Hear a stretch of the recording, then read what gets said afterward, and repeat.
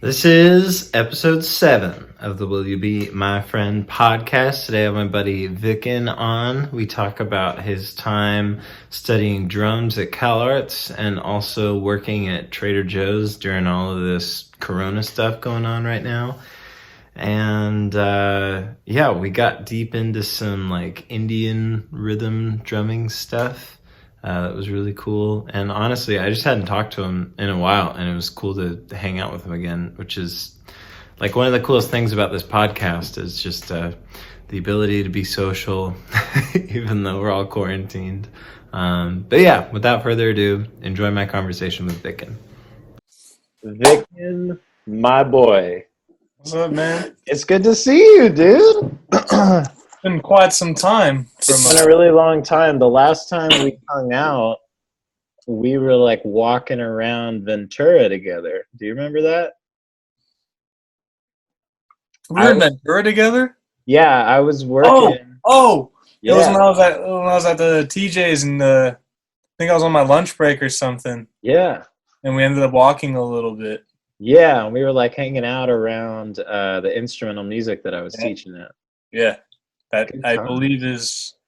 I heard it shut down. Dude, it totally did. Yeah, so the Ventura location shut down, but the Santa Barbara and the Thousand Oaks locations are still open. Dang, man. So I was teaching there when they shut the Ventura location down, and the owner gave the teachers a 1-week notice. That's gnarly. It was crazy. Yeah. I mean, you had like one full day there, right? Pretty much was your thing. Like you had like one 8-hour block day. It was like 3. Oof. Yeah, it's kind of rough, man. I remember when we last met up for that walk, I think you were just started there pretty recently at that time. It was like one full day, and I guess you got to 3 full days, and then they shut down. Yeah, man, it was weird. So I was like not able to teach there in Ventura for a couple weeks, and then I found a new spot, and I've been teaching at the new spot, and then like this Corona stuff hit. So it's been a wild past couple months for like my work situation. Dude, it's been an insane season of life, man. Like, yeah, man. It's like one thing after another. It's just this avalanche. Yeah, how has like the Corona stuff been for you? Because I know for me, like 2.5 weeks ago, like I wasn't taking it seriously at all. That's pretty much where I was at with it. You know, I was just kind of like, oh, this is happening, but it's like not relevant to me in my current state of being. And then voila, look at us now. It's crazy, man. So I saw that you did a grad recital at CalArts, right? So thankful that I got to do my grad recital. Yeah, at CalArts. I mean, because 2 weeks after that, not even 2 weeks, like a week and a half after my recital is when they locked down campus. Oh, wow. Yeah, so all events for the rest of this semester got shut down. Yeah. Including everyone's recitals, like my roommate Avery, like his recital, we were preparing for that because I was playing drums on some tunes for him. And that's canned. And a bunch of my other friends that I was going to be playing alongside their recitals canned. So, wow. Big old World Music Fest at the end of the semester, which is kind of like my last hurrah. Yeah. Done. Damn. I really played my last performance on campus as a student for my recital, which is like a little surreal to me, and like sitting here like realizing that I really took my last steps as a student on that campus like a week and a half ago, and it's like hasn't quite settled in, because I mean this is my last semester. I'm graduating after this, and I know there's some fools that like linger around on the campus afterwards for like way longer than they should. I don't want to be one of those people. So I expect my face to be shown there as seldom as I can make it, you know. That's all really intense, man. Are they going to reschedule grad recitals for next semester, or are people just like not gonna have to do those recitals?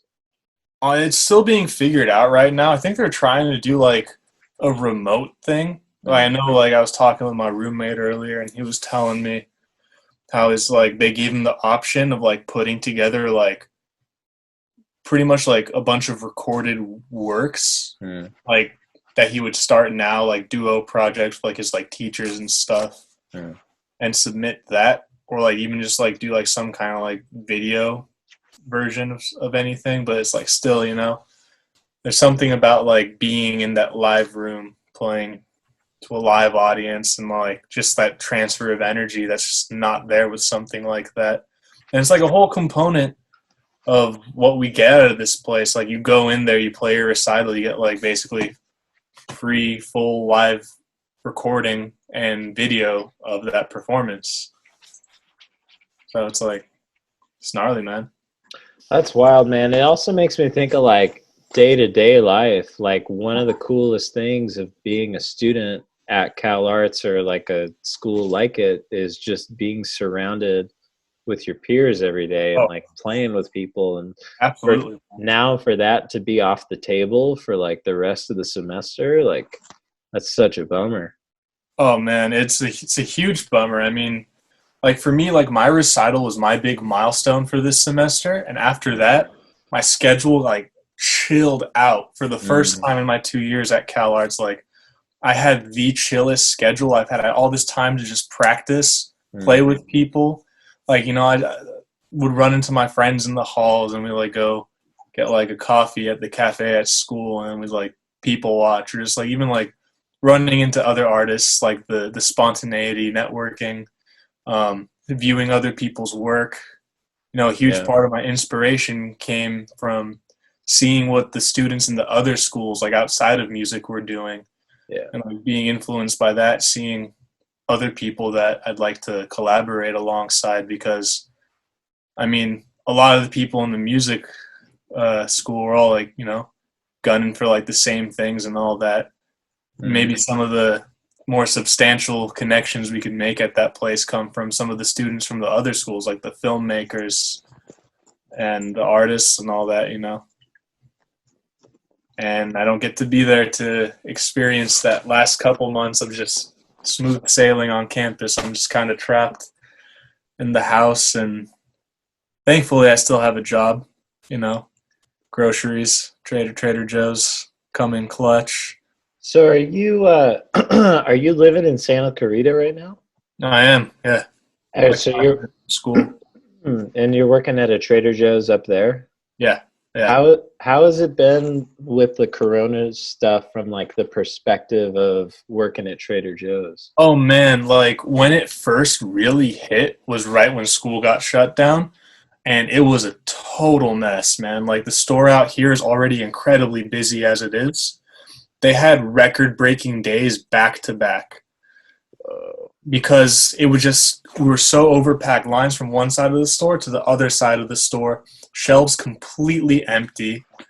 And it's like, you know, so a lot of our orders that we write are like 3 days out, so you can't like plan for like such like an excessive increase in sales. And then what happened is a few days into that, everyone got locked out of their orders because of the pandemonium. And there was only limited supply of stuff coming into stores in the region. So like it was just very empty for a minute after the store kind of got ransacked. Yeah.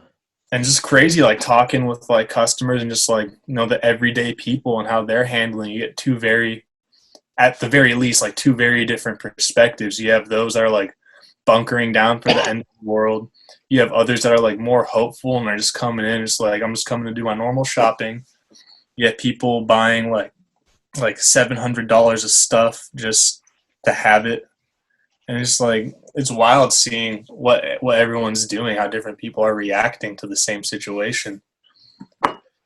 Yeah, man. I remember it was a Thursday night, like the weekend that this all like really hit, and I went to like the last show that I went to. I think it was like one of the last shows you could go to in LA, and What's that? What show was it? It was Frances. I can never remember how to pronounce her last name. I think it's Quillalin or something. I could look it up, but she fronts this band called Hop Along. They're like an alternative rock band, and she was playing a solo set at this spot called Pico Union, which is like a little like central LA. But yeah, man, like I went to the grocery store on the way home from that show, and already it was like the whole grocery store was half empty. Oh, it's insane, man. Like, Yeah. It was like scary, like walking in, just seeing all those shelves just completely empty. I'm like, man, there's no frozen stuff, there's no chicken, there's no anything, and it's just like it looks scary when you just walk into that. And it causes more people to panic when they see that. Yeah, it's a really vicious cycle. Mm-hmm. That's one of the things that I've been thinking about in this whole process is like, there's the damage that the actual virus is going to do, and then there's the damage of how we're reacting to the virus. Oh, yeah. Yeah. I mean, this season that we've all been put into of being kind of trapped away, it's very interesting to see who's doing what with that time. Yeah, man. Because in a way, this is also a very powerful time for a lot of people. Yeah. Like me personally, like I have a whole list of goals that I've set that I'm going to accomplish during this time. Hell yeah. And it's like it's very much a chance for us to all kind of be halted in our place, no matter where anyone is, and kind of reflect on everything that was. And kind of look at what can be moving forward. Because, I mean, ultimately, after an event like this, like, who would have ever thought we would have seen a global pandemic in our own lifetime? It's like, after an event like this, the world is going to be a different place. The status quo is going to change to some degree, whether it's a lot, a little. I mean, totally, man. So the go-getters are just going to be, like, I'm planning, like, a bunch of stuff. I got a whole video set up in my garage right now with all my gear since I got it from school. Hell doing drum videos. I've been transcribing a bunch of stuff just to have for like my resume. Yeah. And just like I've been writing a bunch, just like shelving all these ideas of like stuff I want to touch, while I'm still here, just finishing up the last bit of my schooling. That's wild, man. What are some of the goals that you've set for yourself? Well, like I want to do a lot more video content. I kind of stepped away from that for a while, and I focused strictly on studio work, and I put out like a few records, just EPs over the past 2 years. And I want to do some more like for Instagram and YouTube. I've learned a lot in my time at CalArts as a drummer because I dabbled a lot in the world music program. Yeah. And I took a lot of those classes, and I played in the World Percussion Ensemble for my whole 2 years there, and like learned an insane amount of stuff, like world rhythm theories and all that stuff, how different cultures look at rhythm, and like, the Indian version of like rhythm cycles and how they view it, their whole Tala system idea. And I've been working with my percussion instructor at school, Randy Gloss, applying a lot of that stuff, like tabla ideas on a like drum set. And I think incorporating all those like world percussive elements, like the tabla stuff especially, is huge, onto like drum set is a huge thing that a lot of people I don't think will ever get in their time as a drummer, or even just a musician in general. At least for us Westerners, it's not something we really think about. But the incorporation of those ideas is actually really incredible, and really it opens up your way of thinking, your way of composing, your way of playing your own instrument. It just adds a whole plethora of new ideas to work off of. So that's like one thing I want to do, is videos like that. Of course, I just want to do videos of just me playing in general. I don't have as many of those up as I'd like, because I'm such a perfectionist, and everything's got to be like perfect. But at this point, I'm just like settling for these like GoPro quality things with like some decent audio, and just kind of splice them together, like whatever. I just want content, man, Yeah, man, something finished is better than like unfinished or non-existent. Like a low quality thing that's out there is better than like a perfect thing that we never got done. Definitely, man. Yeah, man. Then I guess I just put out an EP last Friday. Yeah, the Two Wolves, right? Yeah, To the Wolves, man. Yeah. That was a huge undertaking. That EP, writing it kicked my ass so hard, man. Like, that's the deepest I've ever gone into like songwriting and composition. Like, there's so many like elements and layers to that. So after doing that and like it's finally out, it's out into the environment, it's out into the air. I can kind of decompress a little bit. And I've just been sitting here lately during this quarantine. I've just been like conceptualizing some ideas for future work I want to tackle, just like the storylines and some of the themes I want to touch. So that's another thing that I've put into like my list of stuff is like get all these ideas together and maybe start crafting a greater master plan for all of it so I can target my next batch of songs at some point. Definitely not in the immediate future because like I need to just chill out. I hear you, man. With the To the Wolves EP, I was really impressed with all the different textures that you like so effortlessly like got out of those 4 songs, man. It's like thanks, I felt like effortless. I hear you, man. There was hundreds of hours spent on the vertical orchestration of the songs. Yeah. Like the horizontal facet of the structures was originally, that's always been like a very hard thing for me. And I never used to think as deeply about the vertical layering and orchestration of the tunes. I just was like, I got it structured from start to finish. I was like, beautiful. Yeah. Well, like with these tunes, like I finished their horizontal structure like at the end of last summer. And I spent so much time listening to my demos that I had on Logic and just like analyzing what I could keep adding to the orchestration of the vertical structures now to have like implement the most out of those ideas. It was a lot of work. I mean, there's so many like synths layered in the back and just textures in general, like done with guitars on top of like the already copious amount of guitar work and crazy drum work and all the harmonies with the vocals. It was a lot, man. It was fucking sick, man. I really, really liked it.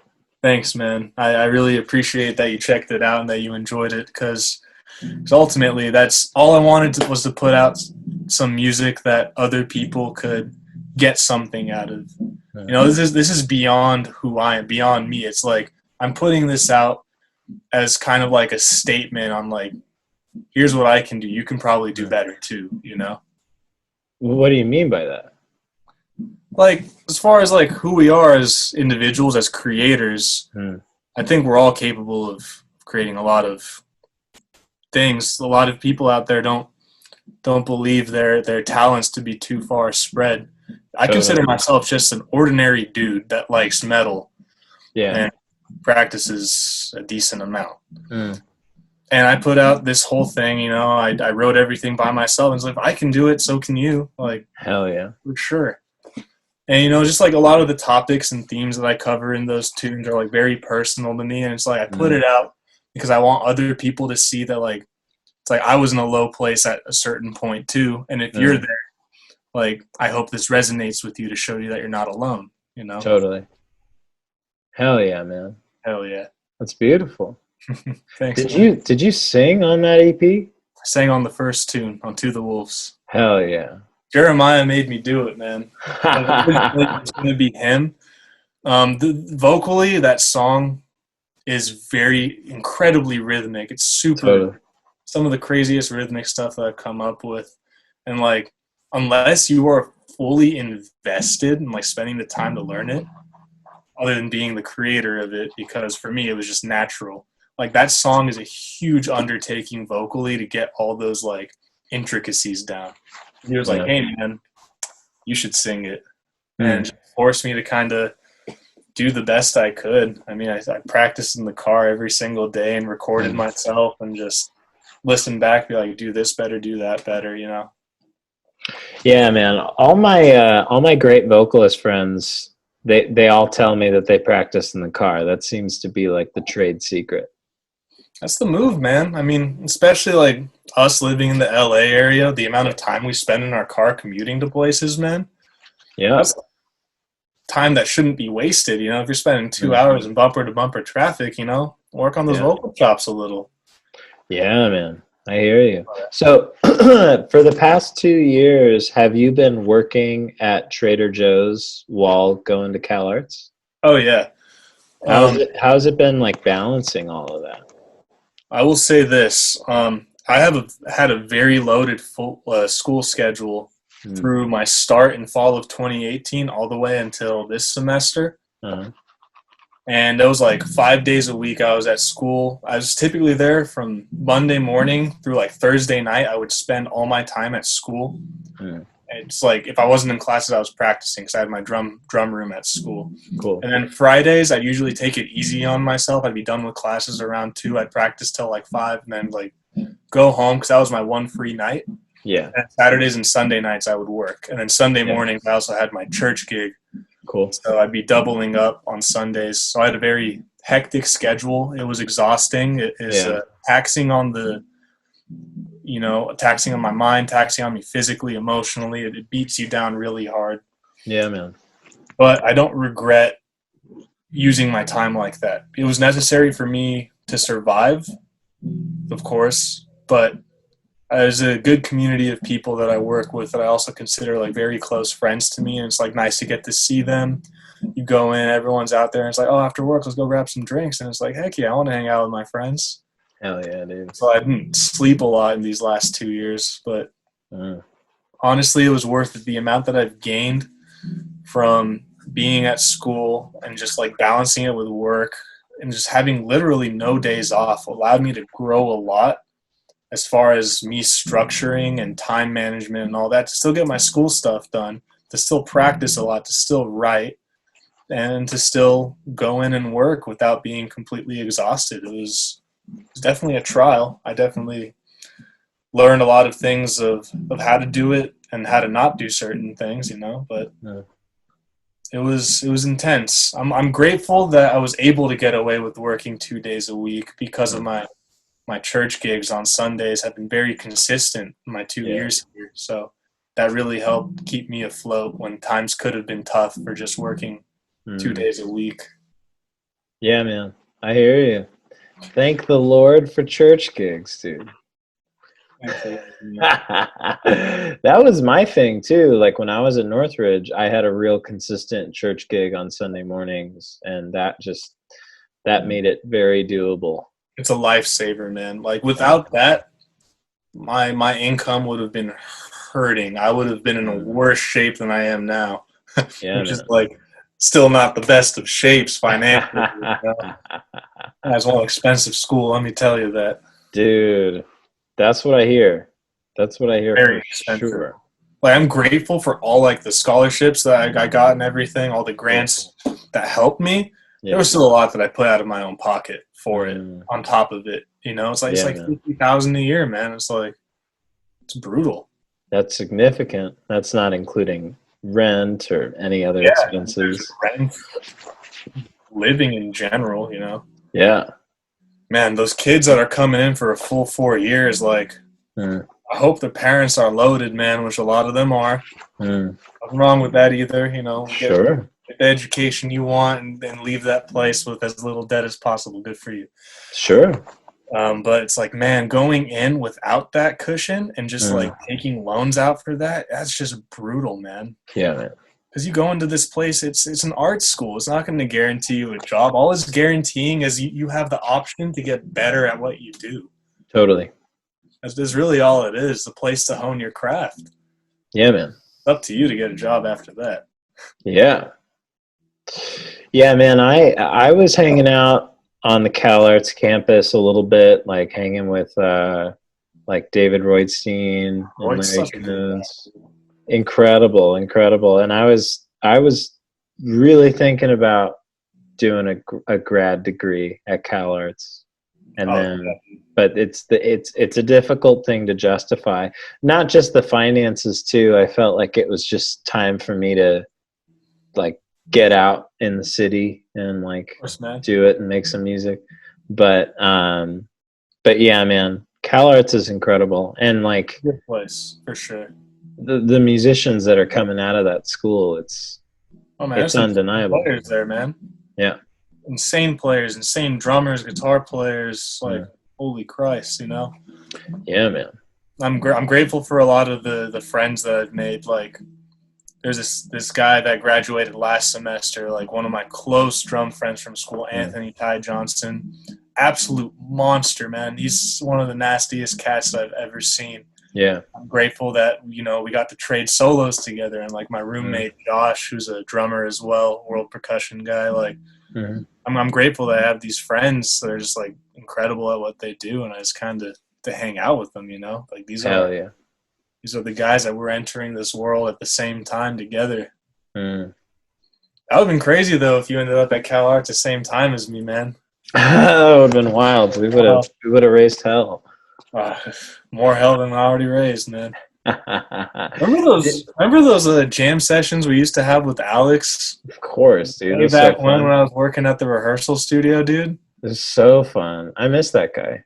Yeah, and he lives in Reno right now with his wife, but he came down here to track bass for To the Wolves in February. Fuck yeah. And play on the recital March 1st. Hell yeah, like, dude. Oh, man, like, it's always a pleasure to be around that guy and, like, hang out with him. Like, literally one of the greatest humans I've ever met in that life. So positive, like, no matter, like, what's happened in his life, he's always just, like, the jolly giant, man. Yeah, man. And you just kind of, like, get that energy from him, too, and it, like, lifts you up. It pumps you up. Man, those games we used to have were, like, super crazy, man. It was fun shit. Went to some places. We were just like wild, like exploring different time signatures and different vibes and just having a good time. Man. Yeah. Worlds. Yeah. Yeah, it was good shit. I love playing with you, man. I hope we get to play together soon. Well, my schedule's like clearing up, and once this quarantine thing ends, I'd love to just do some stuff, man. Dude, me too. It'd be so fun. So fun. Considering, you know, that we both improved since we last worked together, you know. Totally. It'd be great to just go in, see what comes out, you know. Yeah, man. Yeah, I totally agree. Dude, with CalArts, did you find it difficult to like land on a focus? I've heard the critique before that it's kind of so open-ended that sometimes people feel like there's just too many good subjects to get involved with. I would say for me personally, no. Cool. No, I didn't have that problem because when I went into that school, I knew exactly why I was going there and what I wanted to get out of it. Cool. I went in there, I was like, composition was a very new tool to me before I got to CalArts. I had just started writing like a year before that, so like 2017. When I started writing music. You know, being a drummer, I never really dabbled in that stuff too much until like one day, just like something hit me and I had to. So I was like, well, this is definitely my weaker skill. I need to go to school and get better at this. And CalArts just kind of called my name, drew me in. And that was my main thing in my head when I was there. I was like, get better at composition, learn what you want to do, what you don't want to do, how you can do what you do at a better, more efficient way of doing it. Yeah. And the other beautiful thing I found while at that place, like unexpectedly, was the world music program, which kept my drumming skills sharp in a different way. Because I would say, like, I think technique-wise, my drumming kind of went out a little because I didn't have the time to put into technique practice. But what I gained out of it musically was much more important. Yeah. Like, I might have been a better drummer as far as like my chops and like technique, control, all that stuff when I went into CalArts. But upon leaving it, I can 100% say that I'm a much better musician, which is, I think, more important because now after, school's done, I have plenty of time to like invest back into like chops and technique, which will all come back like totally pretty quick, Yeah, it's man. a matter of drilling it again, and it'll get back there. And then it's all of a sudden I have all this new vocabulary, all these new things to incorporate that into, and it'll just kind of level you up. Hell yeah, man. Back to like that original point, like a lot of people I've seen at that school going into it get very lost with the amount of things that you can do there, because there's nothing holding you accountable for what you're going to dabble in or not. It's just like, here's a certain amount of time that you're at this place. Here's your degree requirements, which are pretty open-ended for the most part. And it's like, do with it what you will. If you want to just like spread yourself out as far as possible, that's fine. If you want to like hone in on one thing specifically, that's fine. But they don't kind of like push you to hone in on anything. That's really up to you. And, you know, I'm grateful to be there as an older student, knowing what I was doing, versus like if I went there when I was 18, dude, it would have been a waste of my time. Just being totally real about it, like I would have wasted all 4 years of my time there if I went in at 18. Yeah. Because I wouldn't have known what to do, you know? Yeah. It's a wild place. Dude, it's insane. That's better for older students and for grad degrees. 100%. Yeah, that's definitely the opinion that I've heard from most other people as well. It's accurate. Damn, dude, look at you. Getting your college degree. Just my undergrad, bro. Wild, man. Yeah, man. It's about time, dude. I'm freaking almost 26 years old. Like, I hear you. I had nothing to show for that after like 3.5 years at Moore Park, and then like 3 years of being like, I'm not going to school anymore. No? I think I was around the same age when I graduated Northridge. Yeah, I was like 25 when I graduated Northridge, I think. It doesn't seem to be that rare of a thing anymore, man. No, yeah, shit's getting weird, man. Everything's fucking weird. I feel like after this whole Corona thing, like the world's gonna be a different place, dude. Absolutely, man. Like I was saying, it's changing the status quo. Oh man, everyone's gonna be rethinking how they do everything. Yeah, man. Yeah, I hope so. It would be cool if this like raised our collective consciousness. That'd be nice. Yeah. A little hopeful thinking, but yeah, I know. I'm also, it's like half of my brain is like, oh, maybe it'll raise our collective consciousness. And then the other half of my brain is like, I better take some survival classes and learn how to live in the woods. Because like when the next plague hits and it's like a real bad plague, oh, dude, that's the thing. Because it's like, if another virus came along that was just as contagious as Corona, but had like a 60 or 70% fatality rate. Rip. Dude, there would be no society. There would be no electricity. There would be Mad Max, man. Oh yeah, dude. Yes. Mad Max Fury Road. Yes. Don't want that. No, it's not something I'm hoping for. No. Not ideal. Not ideal living conditions, man. But let's say that doesn't happen. Let's say society resumes and gets better and continues on the same track that it was going on. Like where do you see yourself in a couple of years? Are you trying to start a project? Do you want to play drums with other people? Like how important is drums to your like life's work? Absolutely, man. Yeah, well, I had a few things in mind, you know, like right now, as you know, I'm doing my Trader Joe's gig. Hell yeah. It's very nice, solid income, and they've supported me a lot through school, man. Like they've helped me pay for some of my education and all that even. It's wow. beautiful. But, you know, I spent 5 years with the company now, and I feel like I've kind of hit my peak with what I can get out of that place. You know, I've kind of done a lot of growth through being there. I've learned a lot about myself, about work ethic.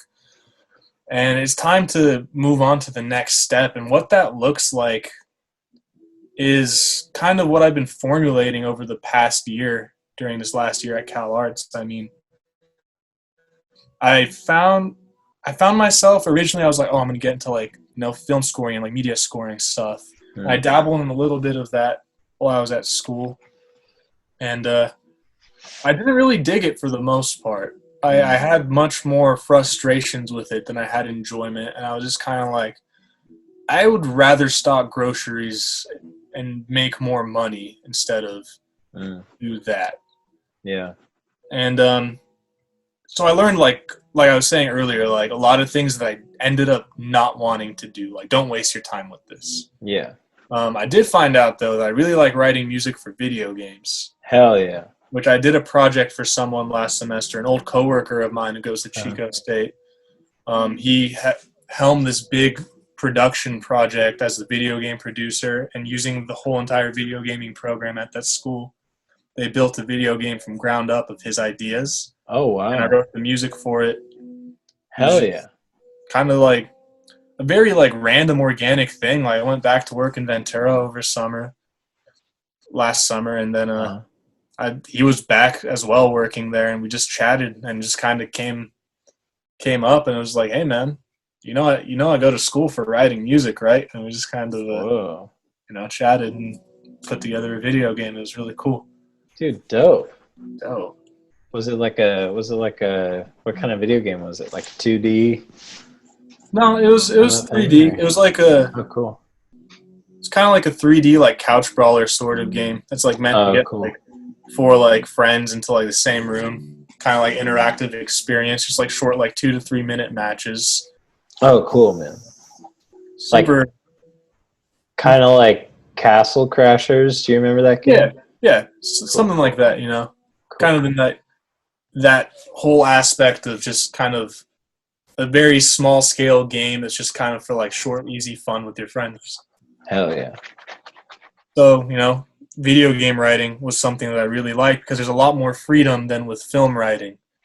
With film writing, there's all these very, very specific cues that you have to hit. And oftentimes you spend all this time on a cue and it just gets rejected. And it's like, well, it's back to square one. It's like I wasted all that time and nothing came of it.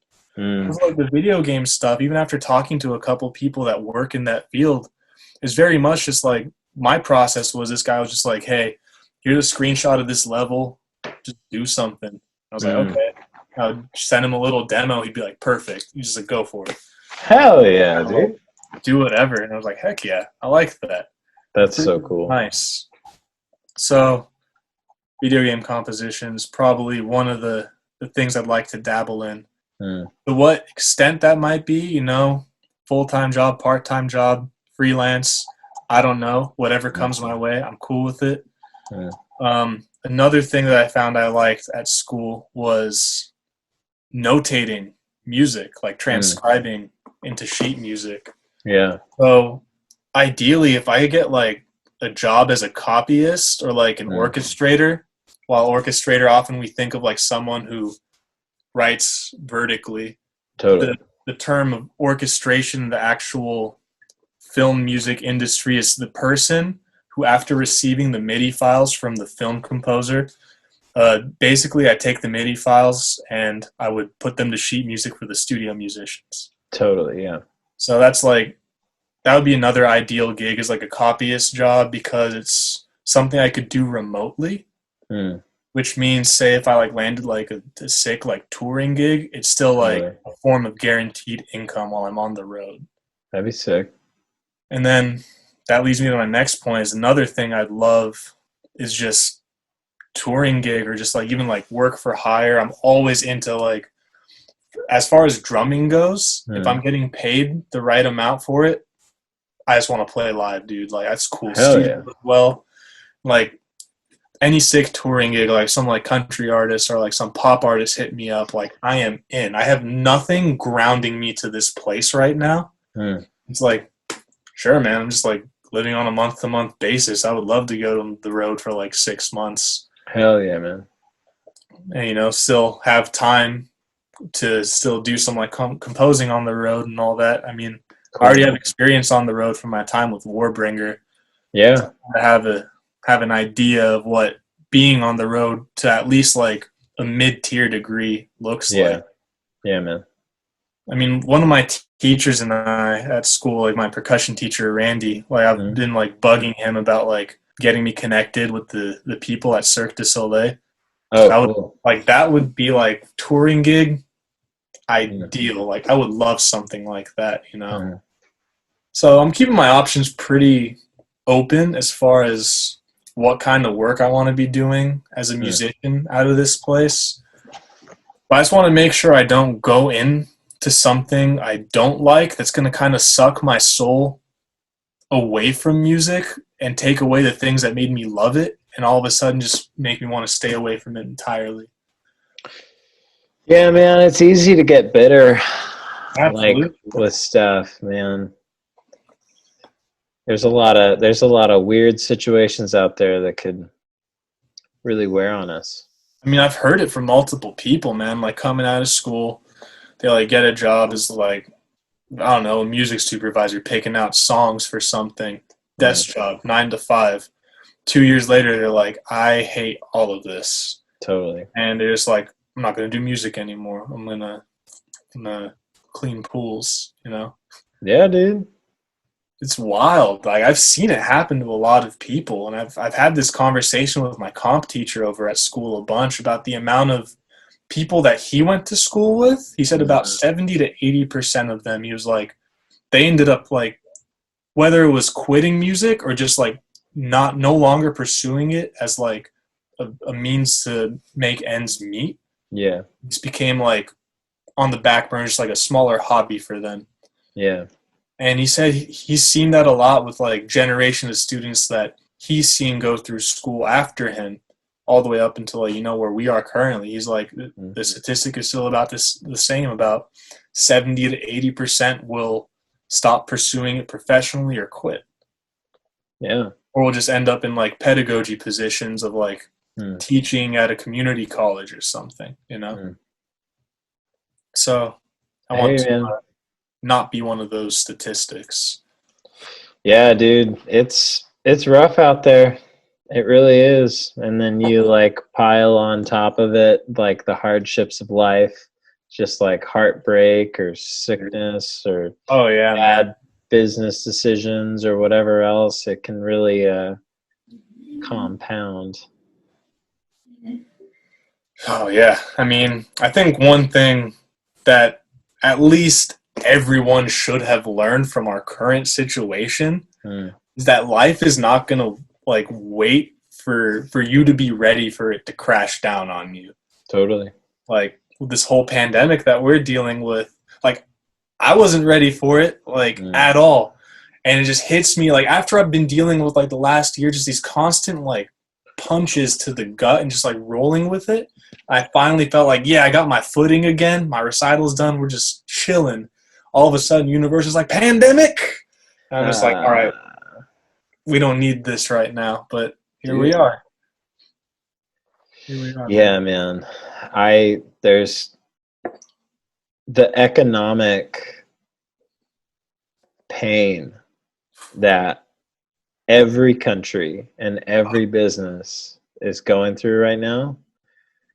I can't even begin to understand it. It's going to be a worldwide recession, man. Like, yeah, man. It's going to be ugly. Yeah, it's going to be really ugly for a while. Yeah, and then like with the entertainment business, man, it's like venues will probably be one of the last things to open back up, like when we're reintegrating into society and everything.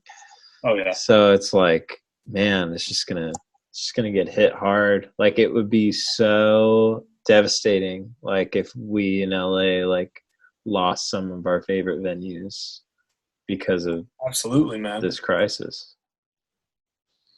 I mean, another thing this whole crisis is going to force everyone in the music world to evaluate is the validity of being like a touring musician of any capacity.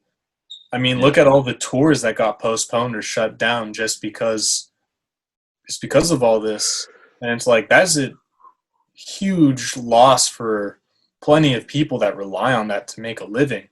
Yeah, man. It really forces us to look at whether or not this is going to continue being a valid way of people making legitimate income, or if we're going to have to start getting creative and thinking of newer ways to make money as, live musicians.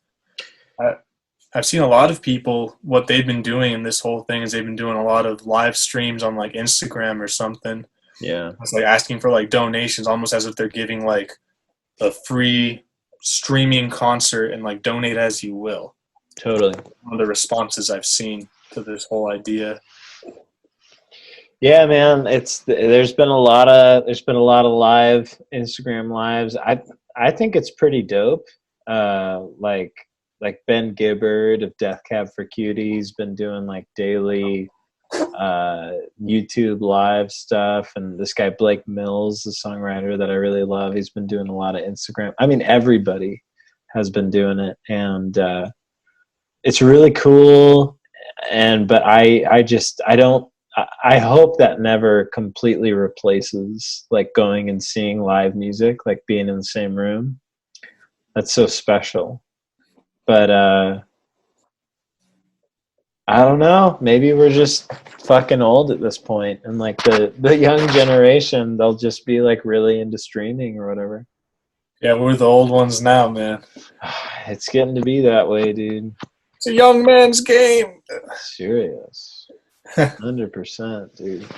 It's crazy. So are you looking to stay in Santa Clarita after you graduate, or? Definitely not Santa Clarita, but I will be within range of Santa Clarita. I'd like to be a little closer to LA. I hear you. I like to be in a more central location that just kind of allows me to effortlessly move between, like, as needed, like Ventura County, Yeah. Santa Clarita, just for like maintaining my Cal Arts connections. And I actually just met some working composers out in Santa Clarita just from working at Trader Joe's that I'd like to maintain those connections and be close enough to LA. And so, somewhere in like the South Valley, like I have a pretty wide range of where I wouldn't mind moving to. Is like somewhere between like Sherman Oaks all the way to like Pasadena is like, I think, like a good enough of a place. But Sherman Oaks, I think, would be the most ideal, as it's pretty well distributed for me to get to all the necessary places. Completely, man.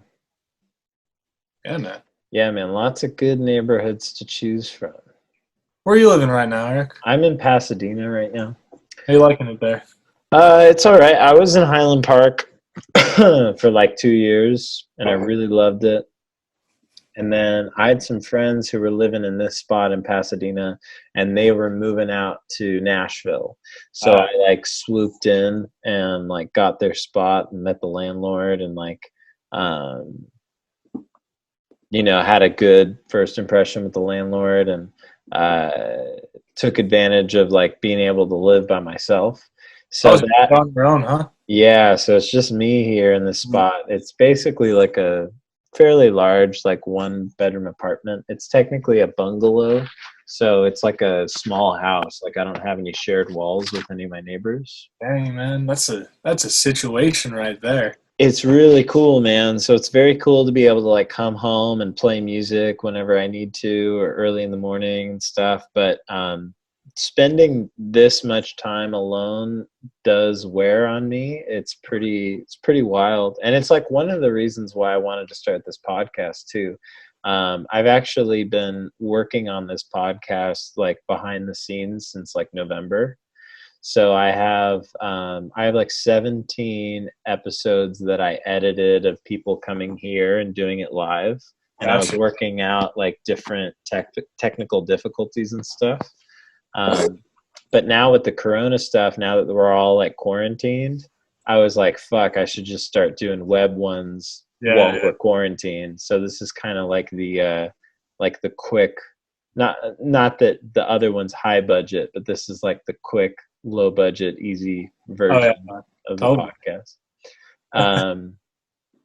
So part of the reason I wanted to start the podcast was just to like have people over and like have conversations and stuff. And then I also like started this small group in my house that is like all about weekly to-do lists. So we all are like artists, and we all make our own weekly to-do lists, and we like keep each other accountable and like talk about it on Tuesday nights and stuff. So that's been really cool too, just to like integrate into my weekly schedule seeing other people and having people over to my house. Because before, like the first year that I lived here, I've been here for like a year and a half. It'll be like 2 years in August. the first year that I lived here, besides work and like students and stuff, sometimes I go like 2 or 3 weeks without seeing anybody that wasn't like people that I was working with. So it's like, yeah, it's just it's like if I get sad or I get down or something, it's like a little too easy to just be a recluse and like not talk to anybody. Totally, man. So yeah, it's kind of weird. Talking with people is absolutely integral to keeping your sanity. Like this is fact. Yeah, man. The mind it can be a pretty murky place, and if you if you swim around in it too long, you can lose yourself in there. Yeah, especially for us freaking artsy folk. Sure is, man. Oh man, yeah.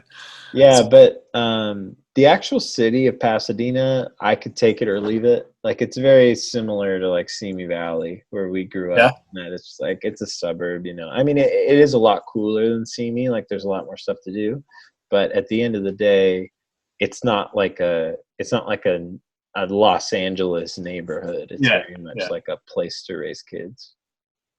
That makes me wonder if I'd just be better off in Santa Clarita versus Pasadena. It's up to you, man. You really don't want to be in Santa Clarita. Let me tell you that. I hear you. The last time I was in Santa Clarita, I totally broke my toe.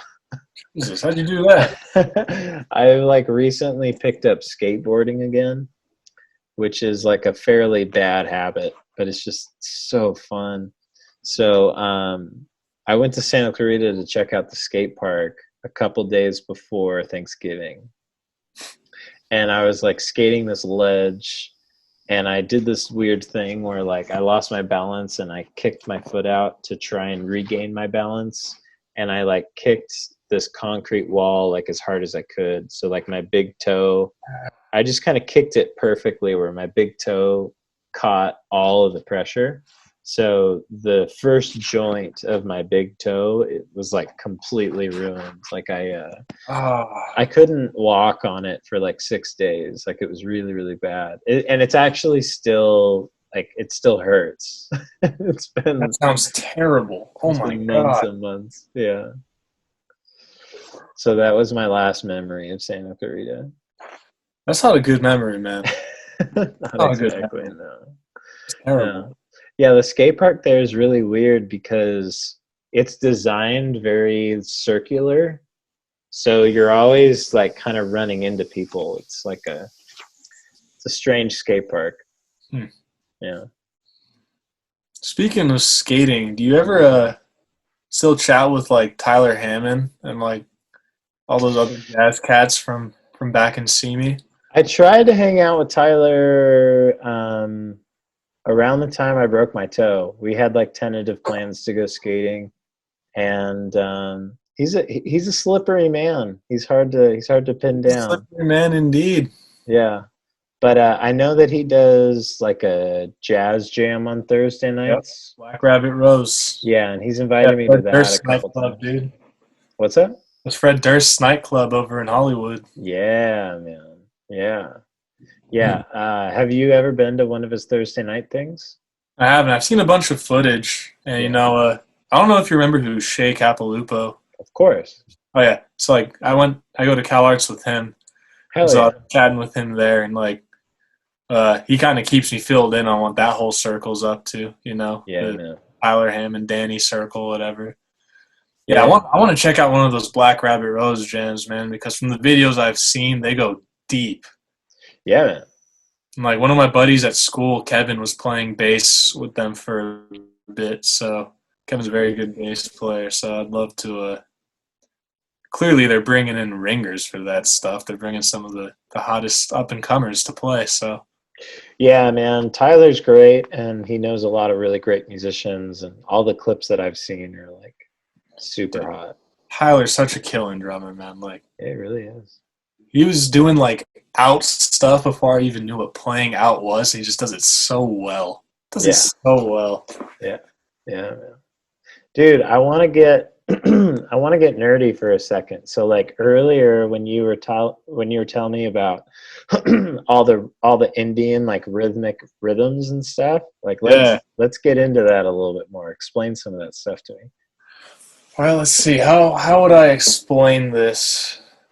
Because I haven't had to like really explain this to other people who haven't been like immersed in this world for a good minute. Well, I'm familiar with like the different syllables, like takadimi and like that kind of Yeah, stuff.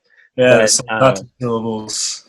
yeah, So I guess I'll start with like the Solkatu syllables. Like, before I even got into the world music stuff, I was dabbling super heavily in like odd time signatures and all that. yeah, But this was kind of a way that really helped me internalize a lot more of these ideas, and kind of gave me greater control of them. Like you were saying, like the Takadimi idea, yeah, the syllables, like, 3s are Takite, 4 Takadimi, 2 Taka, and then everything after that is just a combination of things. So like 7 is a 4 and a 3, so it's Takadimi Takite or Takite Takadimi.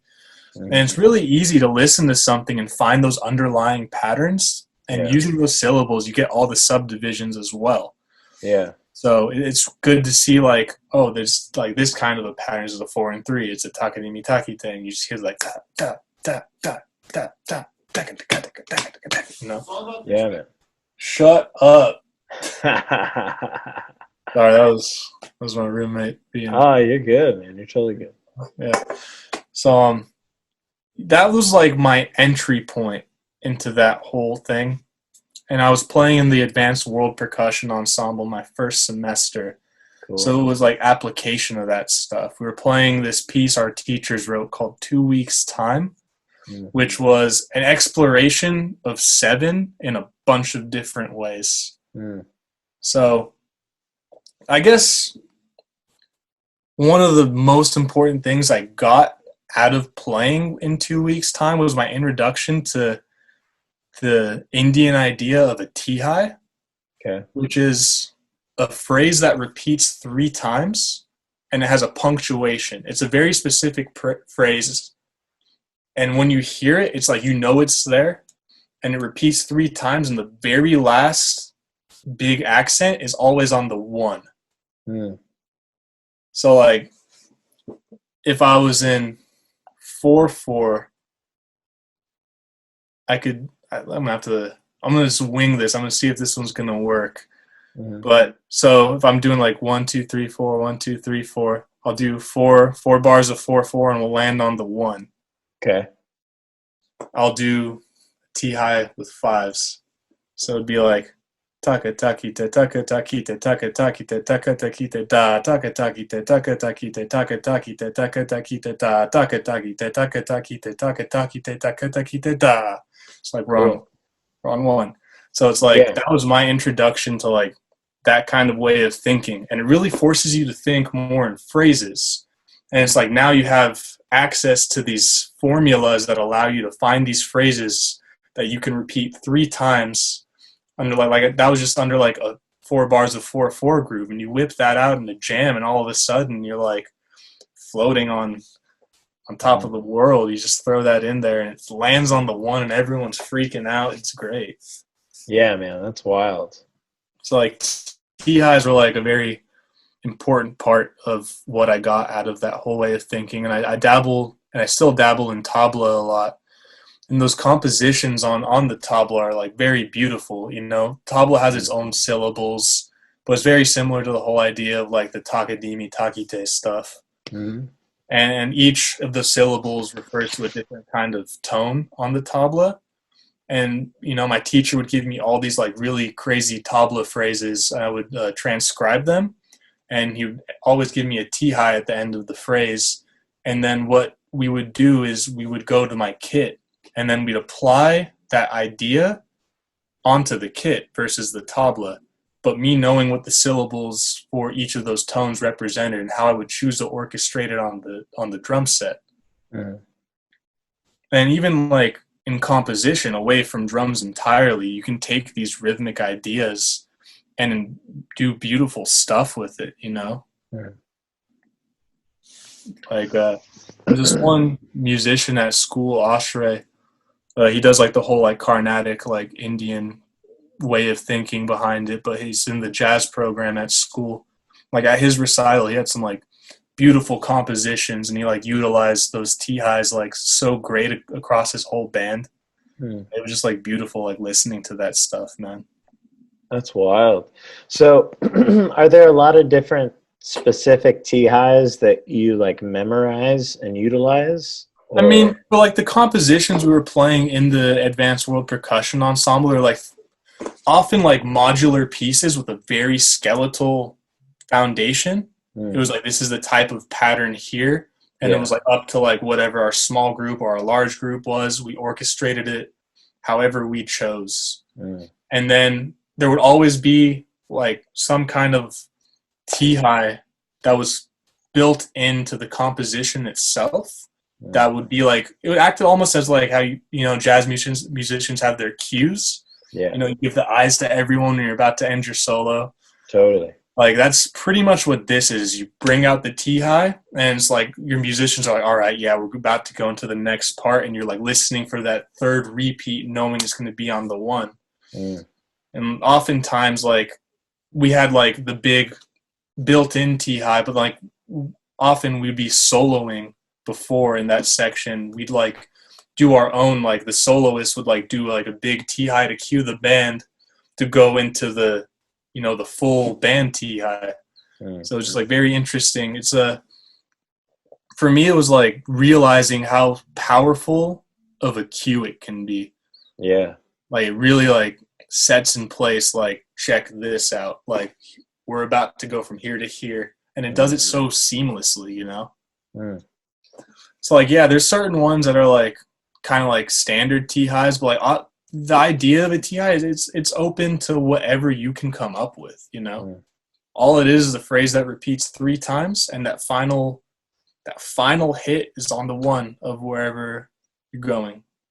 And it's always 3 times? Always 3 times, yeah. So sometimes, so it would rarely start on the one as well?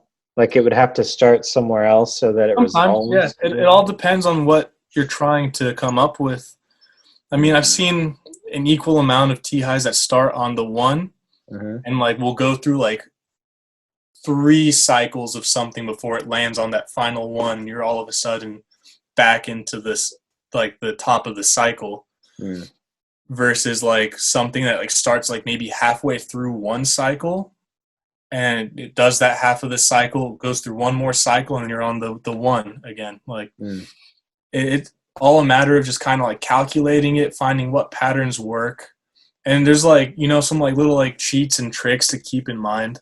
And the more you do them, the easier it becomes to kind of improvise them. Yeah. It is a pretty scary tool to have, to just be able to like whip out T-highs without even like thinking about it and having them land. It's like powerful, man. That's wild. Yeah. That's really wild. How do you spell T-high? T-I-H-A-I. T-I-H-A-I. Yeah, I would recommend checking some of that stuff out, man, because it's like so cool. It's so cool. Yeah. That's wild. So does that is that connected at all to like when you were saying like a cyclical way of viewing rhythm? Yeah, absolutely. Cool. 100%. Cool. Crazy, man. Yeah, so many different perspectives.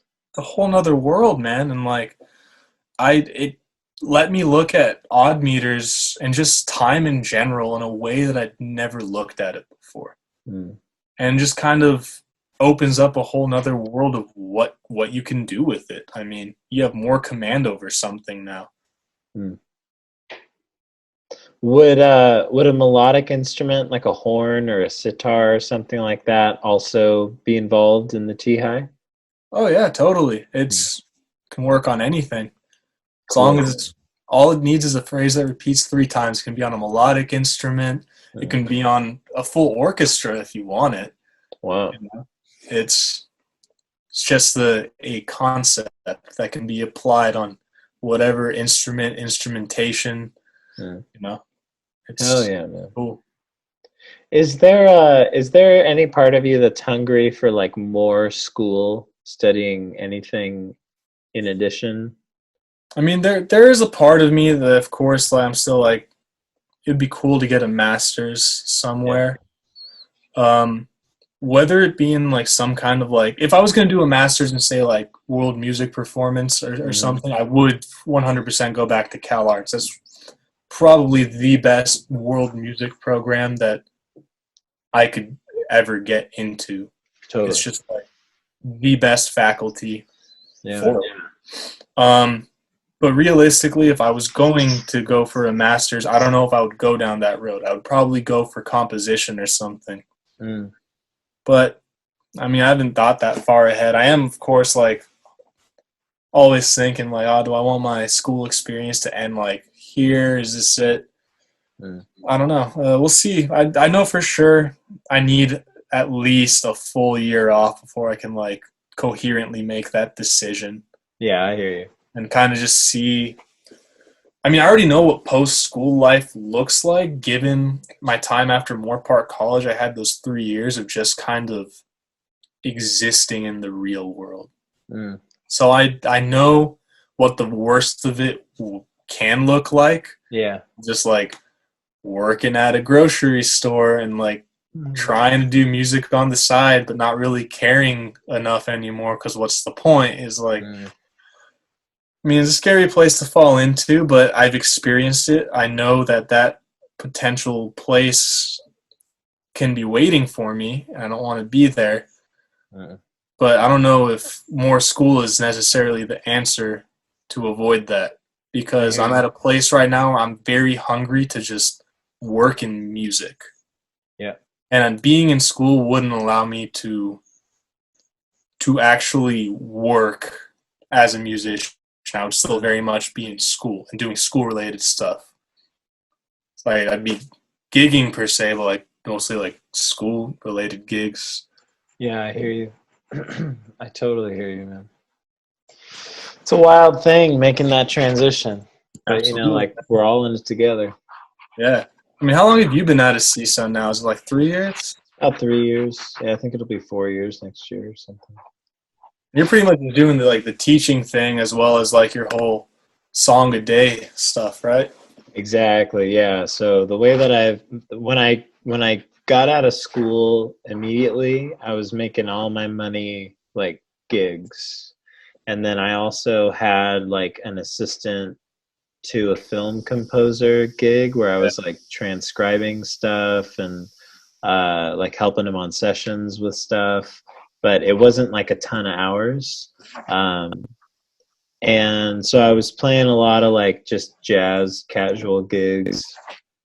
And I kind of got burnt out on like needing to take every gig that I was offered. So what I did is I started teaching a whole bunch, and now I like teach for all of my money, and then I play the gigs that like I want to play. Which I don't know, after a couple of years of doing that, I can't say that either one is really better or worse. Like at the end of the day, it's just like the circumstances don't matter so much. Like the thing that matters the most is that I get down to business and like make a record and make some singles and like release the singles and like try and put together a tour and play shows and like really get after what I want to do, whether I'm playing jazz casuals or whether I'm teaching to make my living. Like it's all just circumstance and like variables. So yeah, so I like put out a record in January that I was stoked about, and then it was like a bunch of your best compositions from your whole 365 challenge, yeah? Totally, yeah, that's exactly what it was. Yeah, Right on, man. Yeah. So that's what I've been going after. in a way, that 365 challenge was kind of like a master's degree. Like, I got that idea and I wanted to get better at it. But I'm kind of at this point where it's like wanting to be better at a skill is kind of an excuse that I've been using to not put out as much music as I probably should be. I've heard that from a lot of people, actually. You know, Yeah. I used to make that excuse as well. Totally. But I mean, you said it earlier. Like you said, having some content is better than no content. Totally. Yeah, I definitely agree. Right on, man. Good stuff. Yeah, man. I mean, that whole thing you did is pretty much like a thesis. Like, Yeah, it was wild, man. By far the most difficult thing I've ever done. It was very challenging. exhausting. Put out a new idea every single day.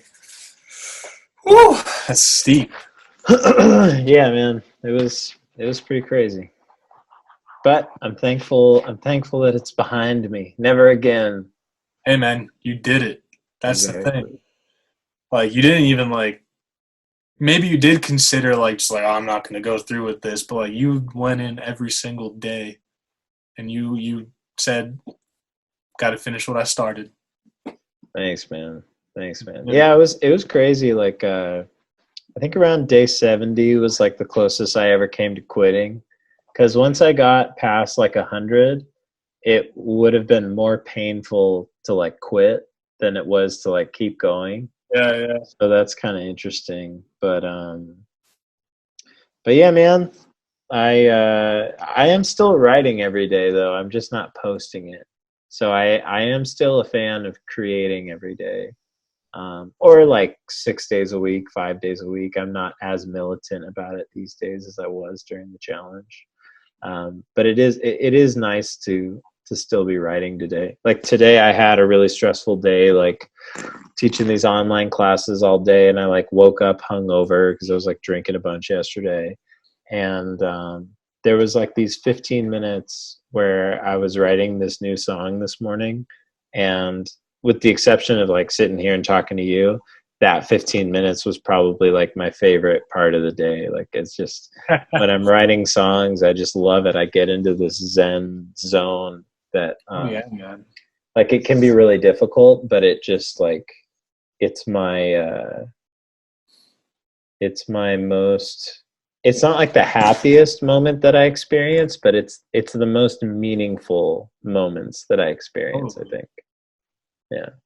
The happiest moments come from when your idea is executed properly and you listen back to it and you're like, all right, sweet, it was all worth it. Yeah, dude. That's the reward, man. Yeah, man. On the subject of executing ideas, talk me through like how you went about recording and producing the record. All right, man. I guess I'll start from like the initial like conceptualization behind it. Mm-hmm. I wrote this set of poems back in April of 2018. Cool. And those poems were, the first one was titled To the Wolves, the second one was titled Forest of Pillars, and the third one was titled Orchard. Mm-hmm. And I based these songs off of the world I created in those poems, which was kind of it was a very strange place. It was kind of like a dystopian no man's land, but in the snow. Cool. I dig. And the concept was very vague. It was more just about this overall idea of like To the Wolves was about someone being sentenced to death, first thinking it was by the hands of another, but it was truly by themselves. Forest of Pillars was about dealing with your own, like the worst part of yourself, coming face to face with that and sitting there and looking at yourself and being like, are you going to consume me or am I going to like eradicate you because I'm better than that? And then Orchard was kind of like the aftermath of that whole encounter with you and your darkest part of yourself. And it's like kind of where we go from here, finding this place of peace and understanding what awaits for us after this, you know? Yeah. So I had those 3 poems, and I just had a few musical themes that I had written that I kind of tied to each of the songs, as well as like each of the songs share a lot of like musical themes with each other. Like vocally, there's for sure the same melody appears in each of the tunes in a different way. Some of the same like harmonic progressions appear in the same way, but done differently, whether it's in a different key, a different time signature, a different way of strumming the pattern, or like bringing out different notes of that progression. They're all still there. Yeah. And lyrically, they all kind of in a way reference each other with some of the lines. So I wanted to create this whole like overarching world of these 3 songs. All of them are intertwined. They're all standalone, yet they're all the same. Yeah. So I spent, I put that on the back burner. This is like just all in my head. April 2018.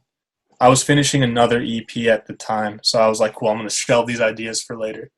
I spent the whole of that year, 2018, through like March of 2019 on a different EP entirely. And after that semester of Cal Arts was done, it was summer of 2019, I finally brought the To the Wolves stuff out, and I really sat and I started grinding away at it.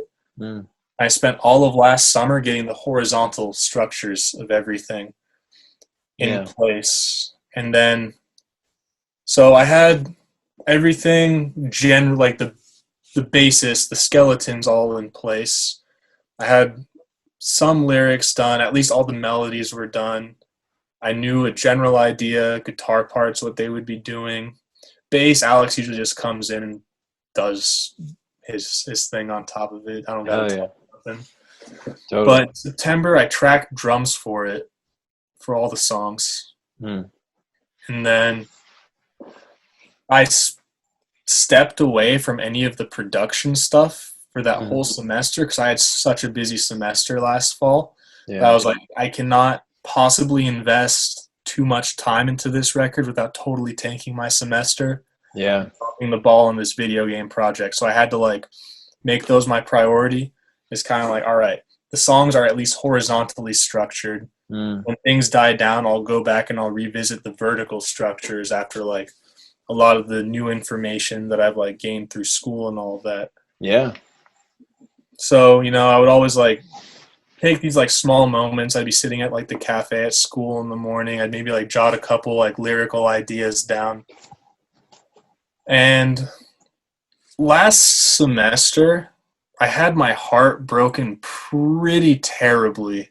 Oh, fuck, man. Yeah, that was gnarly. That was like one of the like craziest places that I've ever visited with myself. And a lot of what I felt from that went into these songs, because I finished those lyrics after all this had happened. And what I had written before, I even edited a lot of it to kind of fit more along the lines of what I was dealing with in that moment. Because it was a very long period of time after that where this thing kind of just like this dark cloud lingered over me because of it. It was really, really rough. But I put all of that, you know, that struggle, all of that pain found its way into these songs.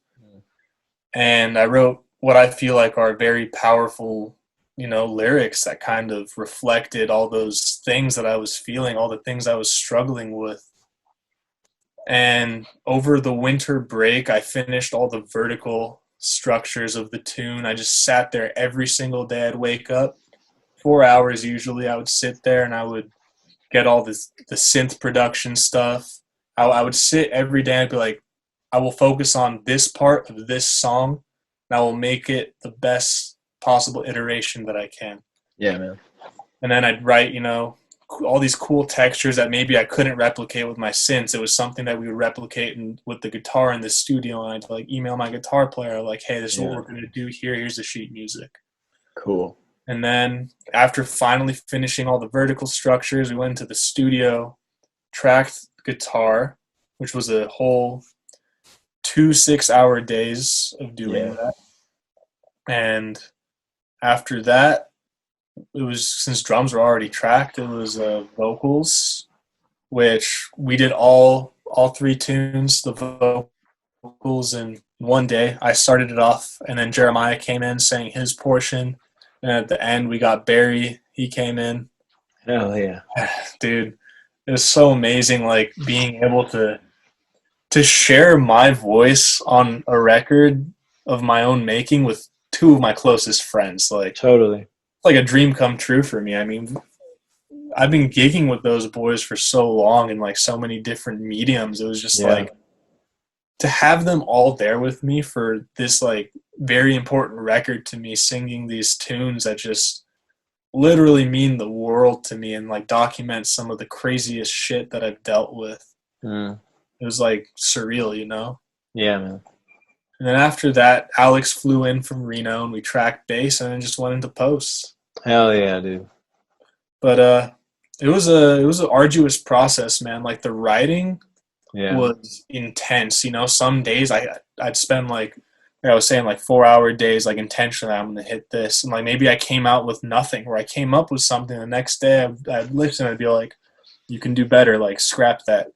Yeah. It was just a lot of trial and error and kind of figuring out what to do.